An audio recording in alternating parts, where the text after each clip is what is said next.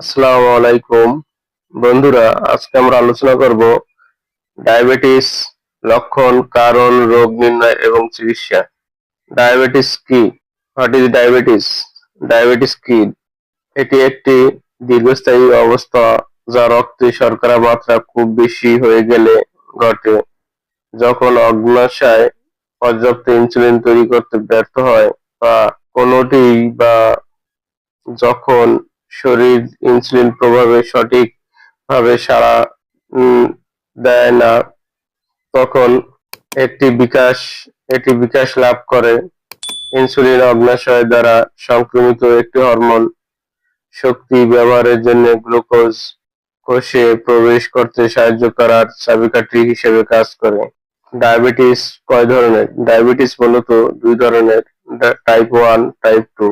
Type 1 diabetes এটি autoimmune অবস্থা যখন ইমিউন সিস্টেম আক্রমণ করে এবং অগ্ন্যাশয়ের ইনসুলিন উৎপাদনকারী কোষগুলোকে ধ্বংস করে প্রায় দ্রুত বিকাশ লাভ করে এবং ওজন হ্রাসের মতো উপসর্গগুলো সৃষ্টি করে।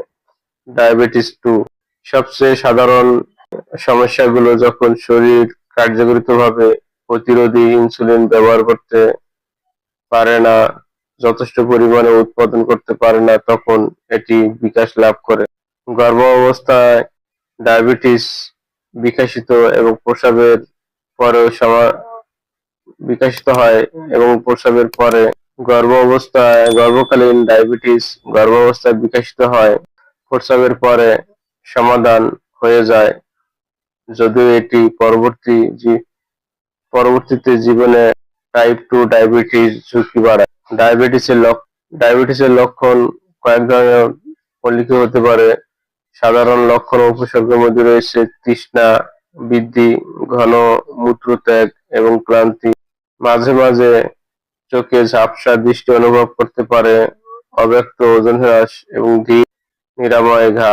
হাত বা পায়ে অসাড়তা, শিহরণ বা পা ঝিমঝিম করা, ঘন ঘন ত্বক বা যোনি খামির ছত্রাক সংক্রমণ ঘটতে পারে।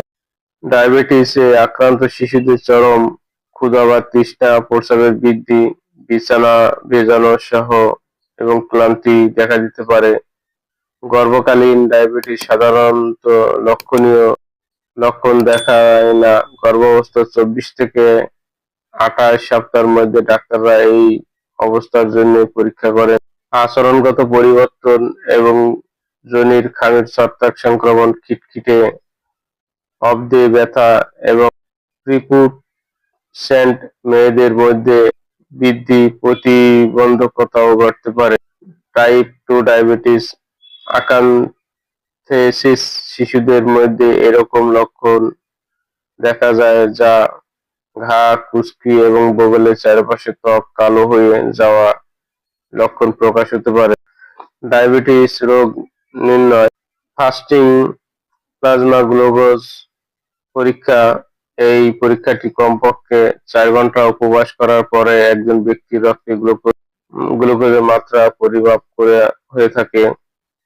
বিশেষ করে খাওয়ার আগে ব্লাড সংগ্রহ করে ল্যাবে পরীক্ষার মাধ্যমে তা নিশ্চিত হওয়া যায় যে ডায়াবেটিস আছে কিনা। আরেকটি আছে খাওয়ার 2 ঘন্টা পরে রক্তে ব্লাড সংগ্রহ করে গ্লুকোজের মাত্রা পরিমাপ করার মাধ্যমে বোঝা যায় রোগীর ডায়াবেটিস আছে কিনা। তারপর আছে A1C পরীক্ষা। গত তিন মাসে গড়ে রক্তে গ্লুকোজ মাত্রা প্রদান করে। প্লাজমা গ্লুকোজ পরীক্ষা। রোগী শেষবার কখন খেয়েছে তা নির্বিশেষ তাৎক্ষণিক নির্ণয়ে প্রয়োজন হলে তা ব্যবহার করে। OGTT oral glucose tolerance diabetes 2। বন্ধুরা, যদি আপনারা আমাদের চ্যানেলে নতুন হয়ে থাকেন, অবশ্যই চ্যানেলটা সাবস্ক্রাইব করে পাশে থাকা বেল আইকনটা অল নোটিফিকেশন বার দিয়ে রাখবেন। আমাদের পরবর্তী ভিডিও আপলোড দেওয়ার সাথে সাথে আপনাদের কাছে নোটিফিকেশন পৌঁছে। অবশ্যই ভিডিওতে একটা লাইক, সুন্দর একটা কমেন্ট করে জানিয়ে দিবেন আপনাদের মূল্যবান মতামত। আপনারা কে কোথা থেকে দেখছেন। ভিডিওটা ভালো লাগলে বন্ধুদের মাঝে বেশি বেশি করে শেয়ার। এখন আমরা আলোচনা করব ডায়াবেটিসের চিকিৎসা। ডাক্তাররা জীবনধারা পরিবর্তন এবং ঔষধের সমন্বয়ের মাধ্যমে ডায়াবেটিস পরিচালনা করে থাকে। স্বাস্থ্যকর খাবার একটি গুরুত্বপূর্ণ ভূমিকা পালন করে। কোনো নির্দিষ্ট ডায়াবেটিস ডায়েট নেই, তবে নিয়মিত খাবার, সময়সূচি, ছোট অংশ এবং উচ্চ আঁশ যুক্ত খাবারগুলো ফোকাস করা অপরিহার্য। রোগীদের কম পরিশোধিত শস্য এবং মিষ্টি খাওয়া উচিত বা বা ক্যানোলা তেলের মতো স্বাস্থ্যকর রান্নার তেল বেছে নেওয়া। বন্ধুরা, আমরা আজকে এখানে একটা প্রেসক্রিপশন আপনাদের দেখানোর চেষ্টা করছি। রোগীর নাম মিস্টার রহিম উদ্দিন, ওনার বয়স 35। এখানে আমরা প্রেসক্রিপশনে যে ওষুধগুলো ব্যবহার করছি, প্রথমে ট্যাবলেট কমেট 500 প্রতিদিন সকালে একবার সেবন করতে হবে খাওয়ার আগে।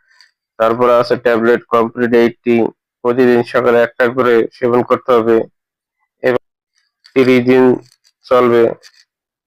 যদি রোগী হাত পা জ্বালা-পোড়া করে অথবা অবশ ঝিমঝিম কিংবা শারীরিক কোনো ব্যথা হয়, তাহলে ভিটামিন প্রতিদিন একটা করে দিন দুবার 30 দিন সেবন করতে হবে। আর সাথে একটা আলসারেটিভ বা গ্যাসের ওষুধ এখানে আমরা দেখানোর চেষ্টা করছি। ডেক্সল্যান 30 mg প্রতিদিন সকালে এবং রাত্রে খাওয়ার আগে সেবন করতে হবে, এভাবে 30 দিন। আশা করি এই প্রেসক্রিপশন ফলো করলে আপনাদের ডায়াবেটিস কিছুটা অনেকটা কমে।